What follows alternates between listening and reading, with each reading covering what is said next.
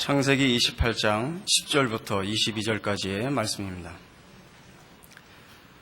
야곱이 브엘세바에서 떠나 하란으로 향하여 가더니 한 곳에 이르러는 해가 진지라. 거기서 유숙하려고 그곳에 한 돌을 취하여 베게 하고 거기 누워 자더니 꿈에 본즉 사닥다리가 땅 위에 섰는데 그 꼭대기가 하늘에 닿았고, 또 본즉 하나님의 사자가 그 위에서 오르락 내리락 하고, 또 본즉 여호와께서 그 위에 서서 가라사대 나는 여호와니 너의 조부 아브라함의 하나님이요 이삭의 하나님이라.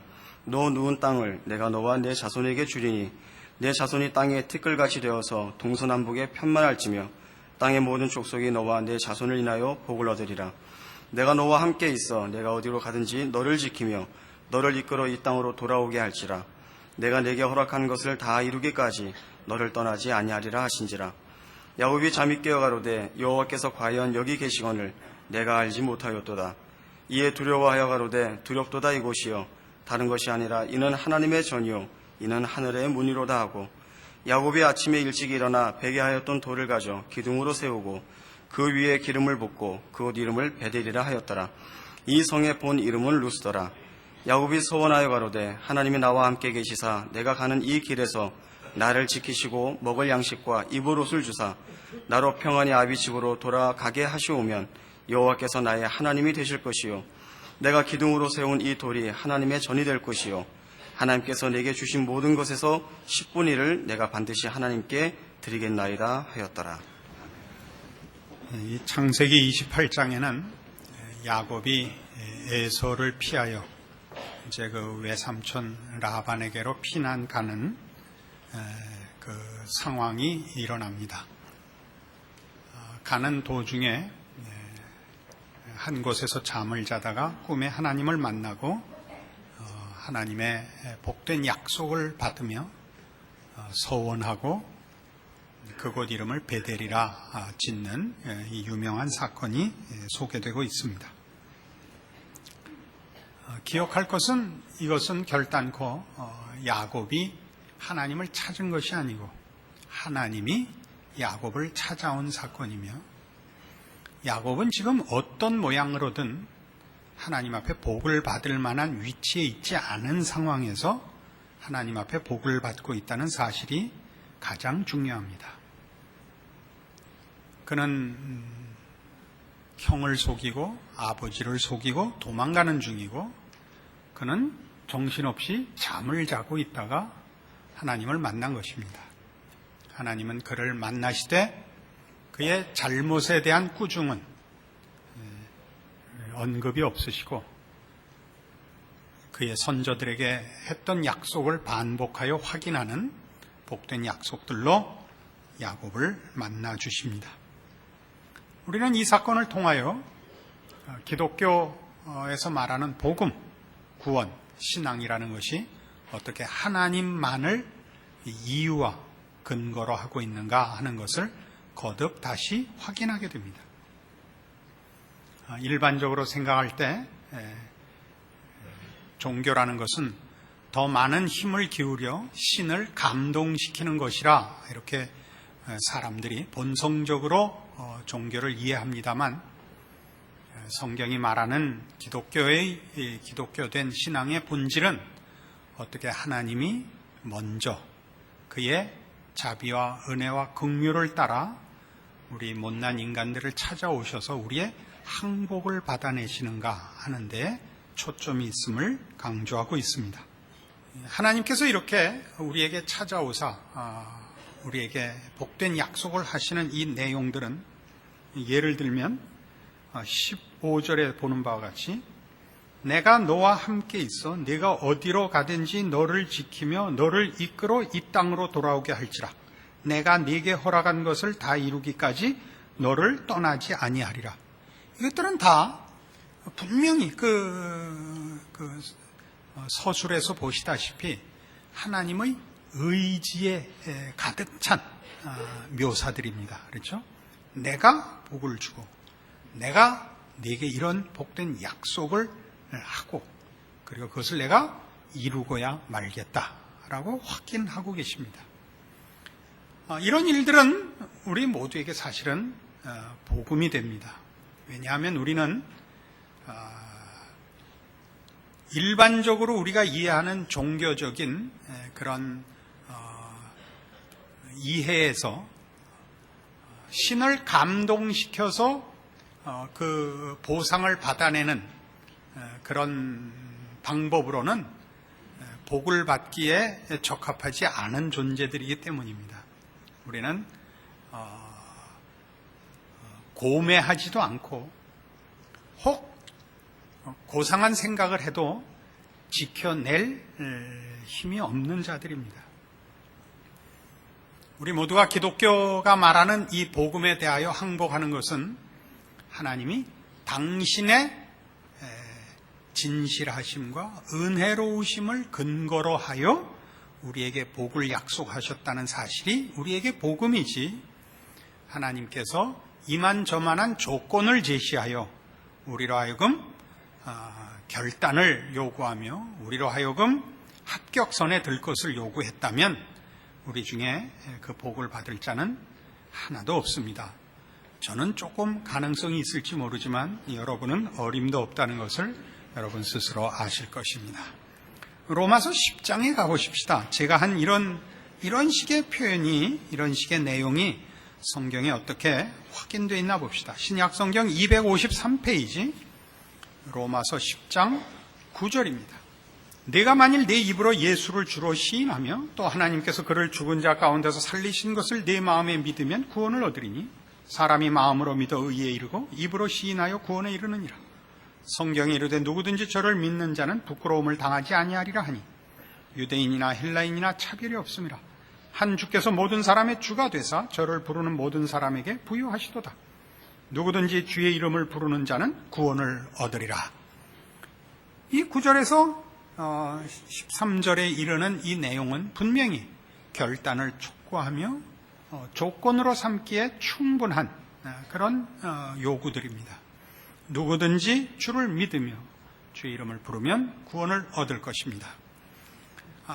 간단하고 쉬운 조건이며 그 조건 하나만을 요구하고 있으며 그 조건만 만족되면 누구든지 구원을 얻을 것입니다. 그러나 믿어보시면 아시겠지만 이 간단한 조건을 우리는 만족시키지 못합니다.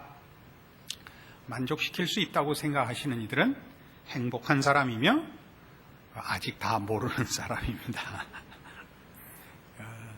사람은 사귀어보면 착한 사람들이 있습니다. 그죠? 대부분 착한 사람들은 그가 고도로 높은 윤리성과 혹은 인격을 갖고 있어서 착한 것이 아니라 대부분의 경우는 무능해서 착하다는 것을 여러분들이 경험해서 아시는 것과 같습니다. 이런 예를 이렇게 함부로 들 수 있는 이유는 이 착한 사람들은 이 말이 자기를 향해서 하는 말인 줄 모르기 때문에 얼마든지 할 수 있습니다. 틀림없이 가면서 물어볼 겁니다. 아까 목사님이 앞에 뭐 어쩌고 했는데 왜 웃었어? 이 사람들은 착한 사람입니다.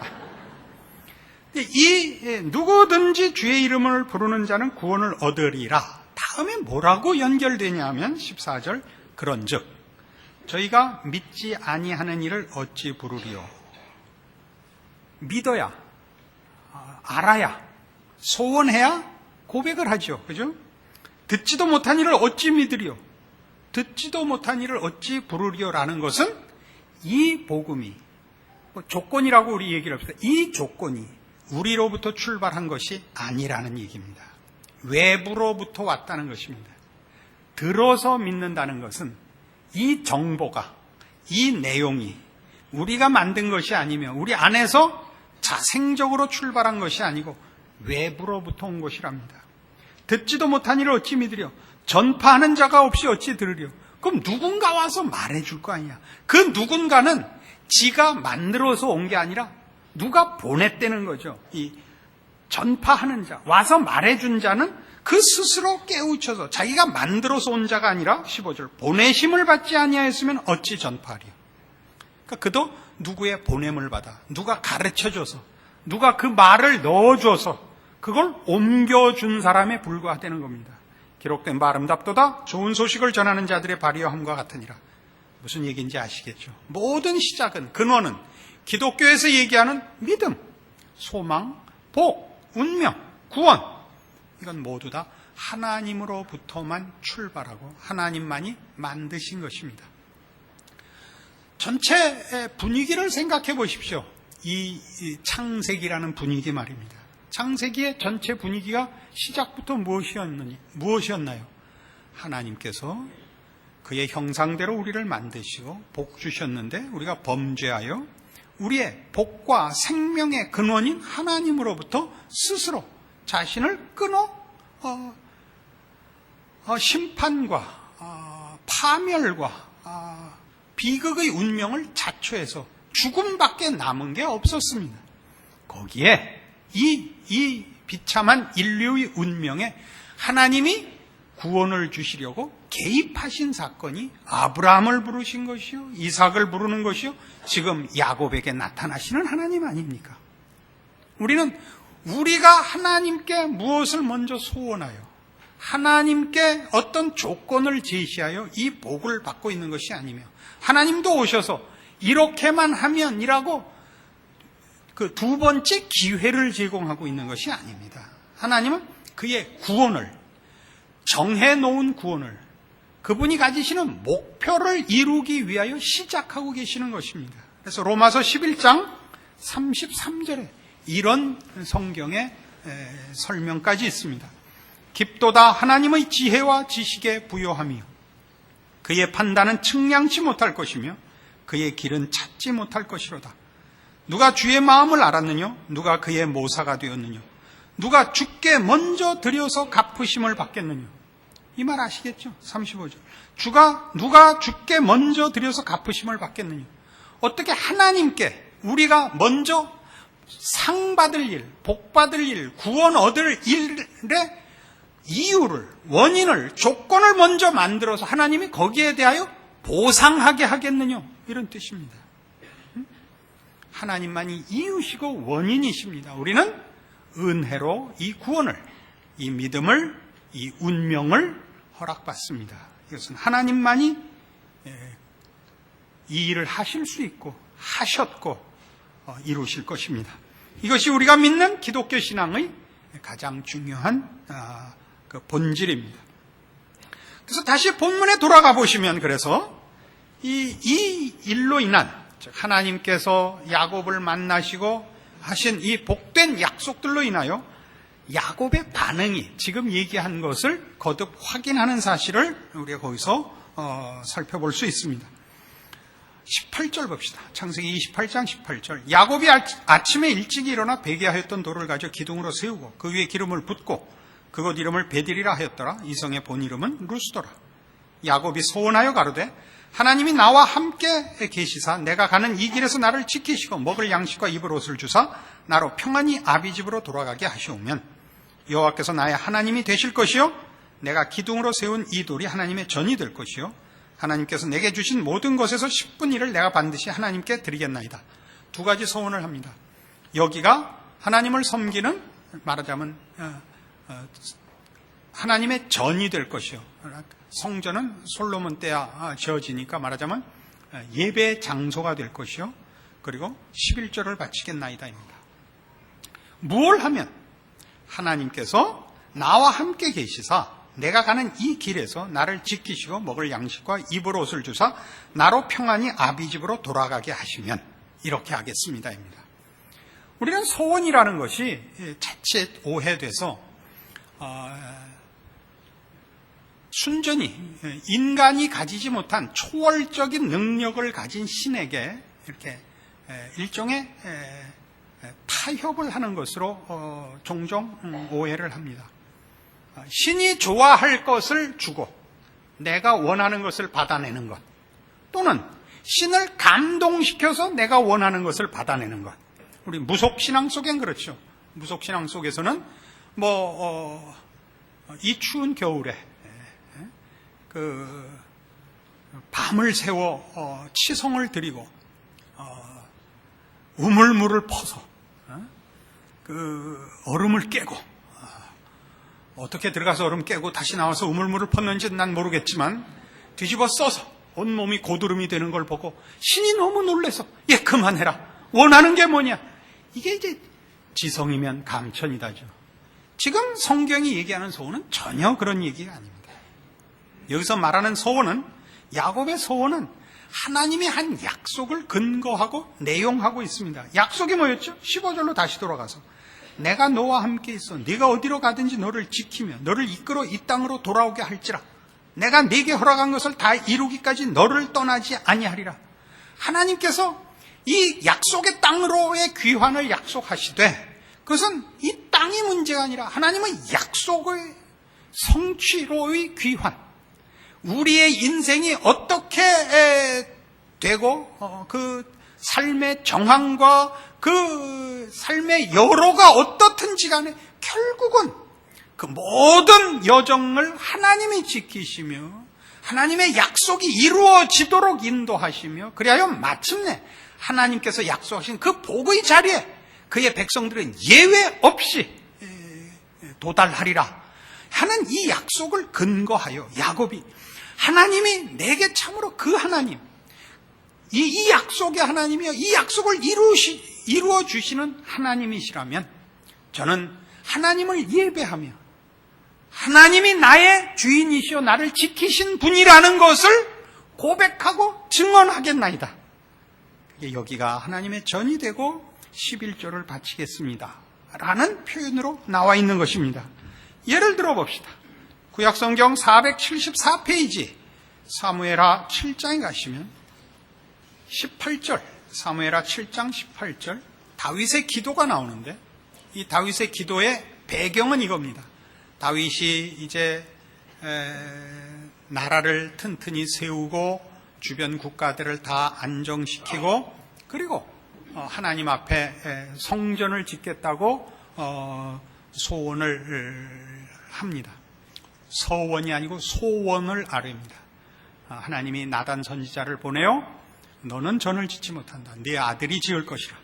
그러나 내가 네게 복을 주어 네 가문으로 하여금, 네 집안으로 하여금 영원토록 왕권이 무너지지 않는, 끊어지지 않는 그 집안이 되게 하겠다라는 복된 약속을 듣고 이제 이 기도를 합니다. 18절 다윗 왕이 여호와 앞에 들어가 앉아서 가로되 주 여호와여 나는 누구오며 내 집은 무엇이고 한데 나로 이에 이르게 하셨나이까. 주 여호와여 주께서 이것을 오히려 적게 여기시고 또 종의 집에 영구히 이를 일을 말씀하실 뿐 아니라 주 여호와여 인간의 규례대로 하셨나이다. 주 여호와는 종을 아시오니 다윗이 다시 주께 무슨 말씀을 하오리까. 주의 말씀을 인하여 주의 뜻대로 이 모든 큰 일을 행하사 주의 종에게 알게 하셨나이다. 자, 제가 좀 설명을 할게요. 이 말이 말이 약간 표현이 옛날 말이라서 나이다 하는 바람에 핵심이 얼른 들어오지 않죠. 18절은 이겁니다.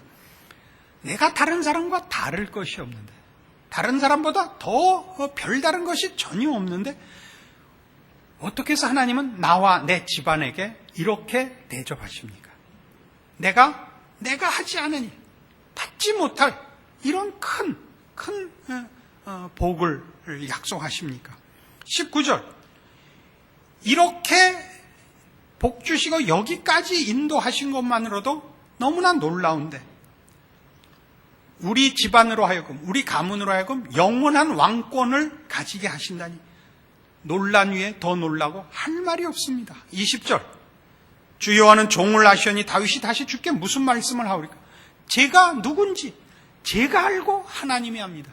저는 정말 벌레 같은 존재입니다. 제가 감히 이것이 과연 내가 받을 만한 상이라고 얘기를 할 자격이 있습니까? 감사합니다라는 말까지도 할 자격이 없습니다. 그저 놀랄 뿐입니다. 언제나 이 한 사람밖에 없는, 의인이 10명이 될 때까지 죽을 수도 없는. 그래서 21절 주의 말씀을 인하여 주의 뜻대로 이 모든 큰 일을 행하사 주의 종에게 알게 하셨나이다. 주께서 하나님만이 이유시고 하나님만이 그 근거시고 하나님의 신실하심과 은혜로우심이 이 일을 나에게 허락하셨습니다. 그래서 22절 여호와 하나님이여 이름으로 주는 광대하시니 이는 우리 귀로 들은 대로는 주와 같은 이가 없고 주 외에는 참신이 없음이니이다. 성경이 말하는 하나님은 이겁니다. 잘하면 상 주고 못하면 벌 주는 정도의 신이 아니라 할 말이 없이 항복과 찬송을 받아내시는 하나님이다 이겁니다. 이게 하나님입니다. 그러니까 기독교 신앙을 조건으로, 규칙으로, 보상으로 이해하는 것도 신앙적 실천에 유익이 있습니다. 분명히 유익이 있습니다. 그러나 그것은 겁나는 신앙이 됩니다. 우리는 우리의 못난 것과 우리의 실패를 만날 때마다 좌절하게 됩니다. 그러나 성경이 가르치는 그 아들을 아끼지 아니하신 하나님을 제대로 이해한다면 우리는 우리로 인하여 놀라지 않으며 우리의 실패로 인하여 절망하지 않습니다. 여러분은 물론 그러면 사람이 열심을 부리지 않을 것 아니냐라고 얘기할 수 있습니다. 책임이 없어지지 않겠느냐? 그렇지 않습니다. 사람은 채찍 아래서보다 사랑 아래서 더 분발하며 더 열심을 내며 기꺼이 목숨을 바치는 법입니다. 그래서 이제 계속 봅시다. 23절 땅에 어느 한 나라가 주의 백성 이스라엘과 같으리까 하나님이 가서 구속하사 자기 백성을 삼아 주의 명성을 내시며 저희를 위하여 큰 일을 주의 땅을 위하여 두려운 일을 애국과 열국과 그 신들에게서 구속하신 백성 앞에서 행하셨사오며 주께서 주의 백성 이스라엘을 세우사 영원히 주의 백성을 삼으셨사오니 여호와여 주께서 저희 하나님이 되셨나이다. 여호와 하나님이여 이제 주의 종과 종의 집에 대하여 말씀하신 것을 영원히 확실케 하옵시며 말씀하신 대로 행하사 사람으로 영원히 주의 이름을 높여 이르기를 만군의 여호와는 이스라엘의 하나님이라 하게 하옵시며 주의 종 다윗의 집으로 주 앞에 견고하게 하옵소서. 만군의 여호와 이스라엘의 하나님이여 주의 종에게 알게 하여 이르시기를 내가 너를 위하여 집을 세우리라 하신 거로 주의 종이 이 기도로 구할 마음이 생겼나이다. 이렇게 되는 겁니다. 그러니까 그의 고백은, 그의 소원은 다 무엇을 근거하는 겁니까? 하나님의 복주심과 약속과 신실하심을 근거로 해요. 하나님이 나에게 여기까지, 이렇게까지 복을, 구원을, 은혜를, 승리를 주시겠다고 작정하셨단 말인가? 너무나 놀랍습니다. 너무나 감사합니다. 생각해보니 하나님은 그 옛날부터 약속하신 대로 한 번도 변개하신 적이 없습니다. 우리 이스라엘을 구원하시며 우리의 선조들과 함께 하신 하나님은 그 약속을 다 이루셔서 그 결과를 우리가 다 알고 있습니다. 아브라함을 부르셨고 이삭을 부르셨고 야곱을 부르사 저들의 생애에 하나님은 저들의 복이 되셨고 보호자가 되셨고 상급이셨습니다. 이 고백을 하는 것입니다. 아시겠습니까? 우리가 하는 모든 신앙적인 소원들은 다 이 약속 속에 있습니다.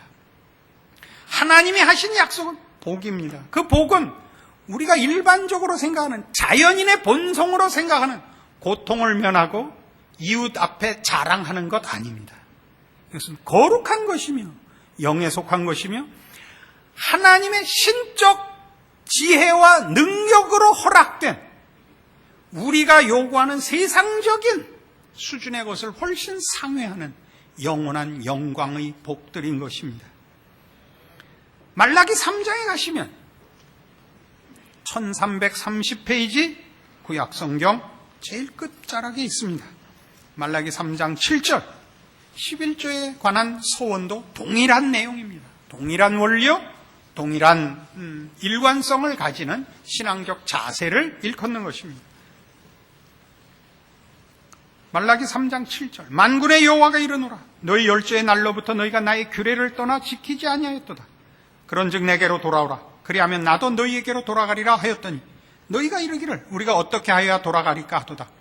사람이 어찌 하나님의 것을 도적질하겠느냐. 그러나 너희는 나의 것을 도적질하고도 말하기를 우리가 어떻게 주의 것을 도적질하였나이까 하도다. 이는 곧 11조와 헌물이라. 너희 곧 온 나라가 나의 것을 도적질하였으므로 너희가 저주를 받았느니라. 만군의 여호와가 이르노라 너희의 온전한 11조를 창고에 들여 나의 집에 양식이 있게 하고 그것으로 나를 시험하여 내가 하늘 문을 열고 너희에게 복을 쌓을 것이 없도록 붙지 아니하나 보라. 이 유명한 11조에 대한 축복입니다. 11조를 내면 기계적으로 복을 받는다. 그런 내용은 아닙니다. 신앙은 인격에 속한 것입니다.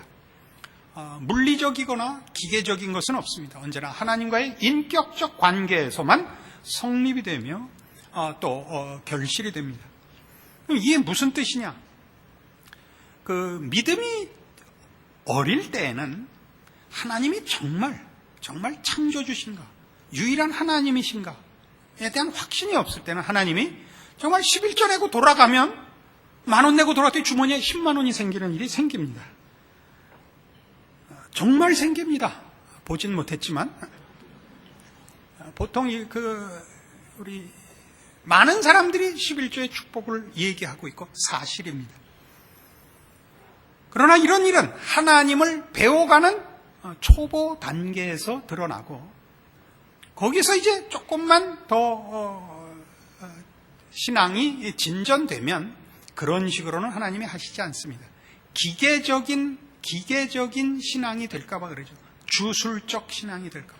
어떤 일을 하면 그것이 조건이 되어 보상을 받는 식의 신앙이란 건 기독교에는 없습니다. 하나님이 복을 주시는 것은 언제나 하나님이 복인 것을 알게 하시는 하나의 깨우침으로 등장하지, 우리가 세상에서 우리가 복이라고 정한 것을 하나님이 가져다 주는 식으로의 복은 없습니다. 그럼 이게 무슨 뜻이냐?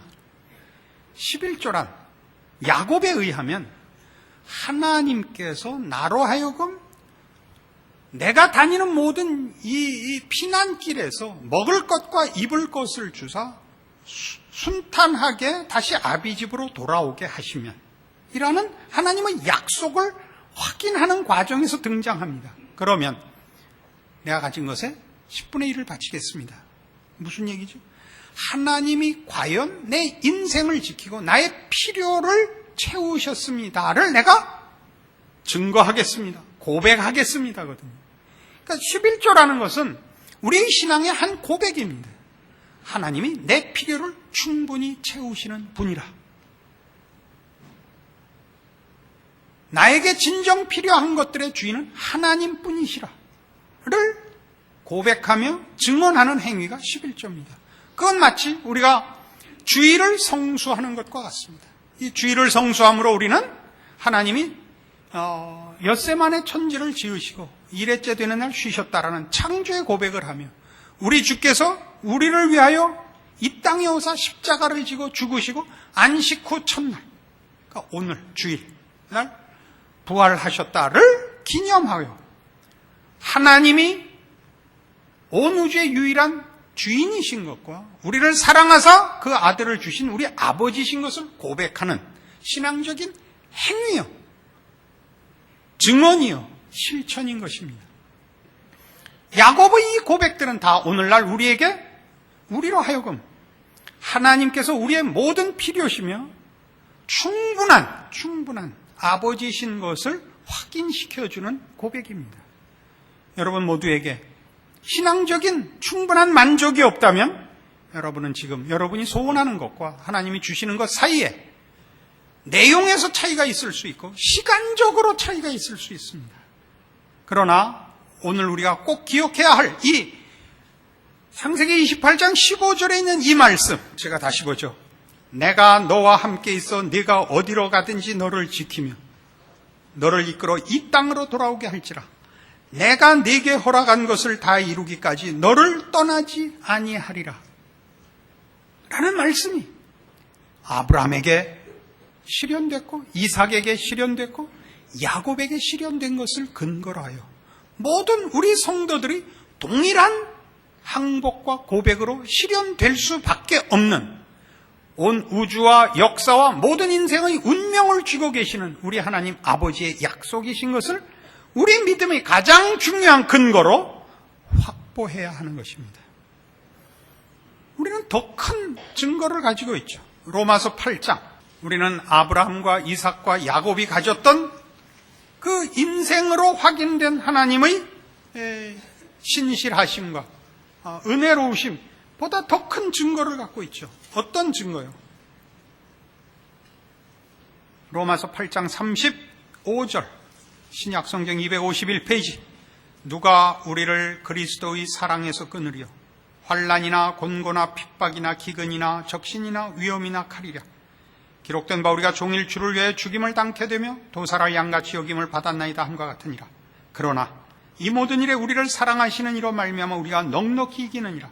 내가 확신하노니 사망이나 생명이나 천사들이나 권세자들이나 현재일이나 장래일이나 능력이나 높음이나 깊음이나 다른 아무 피조물이라도 우리를 우리 주 그리스도 예수 안에 있는 하나님의 사랑에서 끊을 수 없으리라.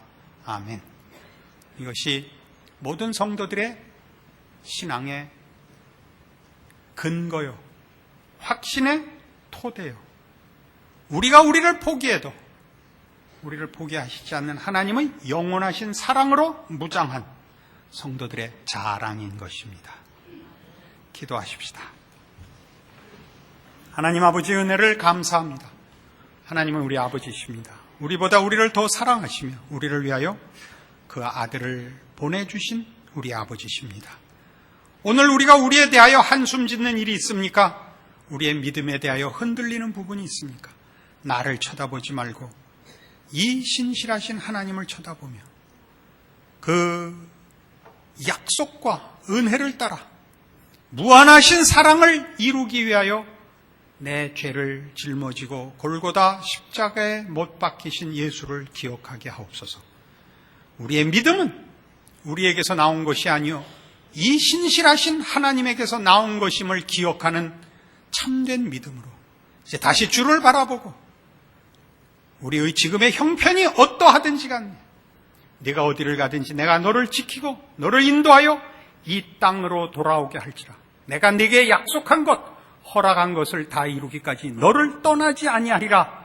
아멘으로 믿는 우리의 인생 되게 하여 주시옵소서. 예수님 이름으로 기도합니다. 아멘.